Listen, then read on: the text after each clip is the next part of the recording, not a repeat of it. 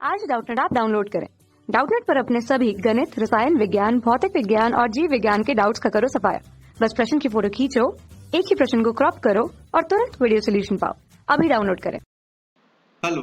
प्रश्न है कि समुच्चय S जो है वो 1, 2, 3 से लेकर 3n में तीन संख्याओं को यादृच्छा चुना जाता है, तब चुनी गई संख्या के 3 से भाज्य होने की प्रायिकता क्या होगी। ठीक है, तो हमारे पास एक समुच्चय दिया गया है S, जो किस प्रकार परिभाषित है वो दिया गया है कि 1, 2, 3 से लेकर 3n तक। ठीक है, तो अब इनमें से हमें क्या करना है, तीन संख्याएं चुननी है।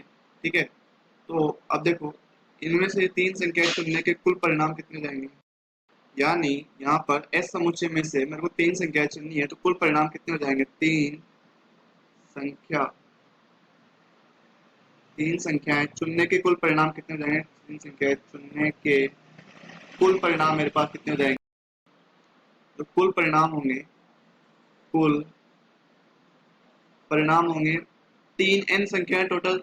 कुल तीन एन संख्या है, तो 3n में से तीन संख्याएं चुनने के कुल परिणाम हो जाए 3nc3। ठीक है, अब इसको समझते हैं। हमें क्या चुनना है, इनमें से तीन से विभाजित संख्याएं चुननी है, यानी कि हमें किस प्रकार की संख्याएं चाहिए। यदि मेरा कोई समुच्चय में p ले लेता हूँ, तो वहां पर मेरे को चाहिए कि 3, 6, 9, 12 ऐसे लेकर कहाँ तक 3n तक संख्याओं में से इस प्रकार की संख्याएं चाहिए जो मेरे को तीन की गुणज हो। ठीक है, n 3 हो, 6 हो, 9 हो, 3n भी 3 का गुणज ही है। ठीक है, और यहाँ पर देखो कि यदि मैं 3 को बाहर लूँ इस समुच्चय में से, तो 1, 2, 3 से लेकर 3n संख्याओं में से यदि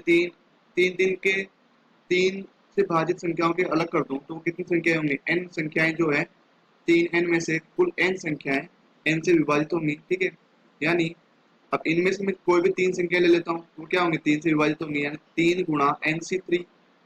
ठीक, ऐसा क्यों, क्योंकि 3n संख्या है मेरे पास, उनमें से n संख्याएं तो ऐसी होंगी जो 3 से अवश्य ही विभाजित होंगी। ठीक है, तो यानी जो ये 3, 6 से 9 से लेकर 3n तक जो संख्या है, उनमें से कोई तीन संख्या चुनने की प्रायिकता मतलब कुल परिणाम कितने जाएंगे, 3 गुणा nc3। ठीक है, और अब देखो जो मेरा समुच्चय S था वो 1, 2, 3 से लेकर 3n तक, तो इसमें क्या होता है कि तीन के लिए एक विशेष रूल होता है कि प्रत्येक तीन संख्याओं के युग्म जोड़े में से एक संख्या ऐसी होगी जो 3 से विभाजित होगी। ठीक है, जैसे मान लो कि मेरा पहला जोड़ा है 1, 2, 3।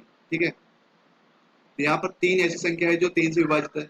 ठीक है, इसी प्रकार यदि मैं कोई दूसरा जोड़ा ले लूँ, 2, 3, 4 ले लूँ मैं, यहाँ पर भी एक संख्या तो ऐसी है जो 3 से विभाजित है। माना मैं कोई ले लूँ 11, 12 और 13 ले लूँ मैं।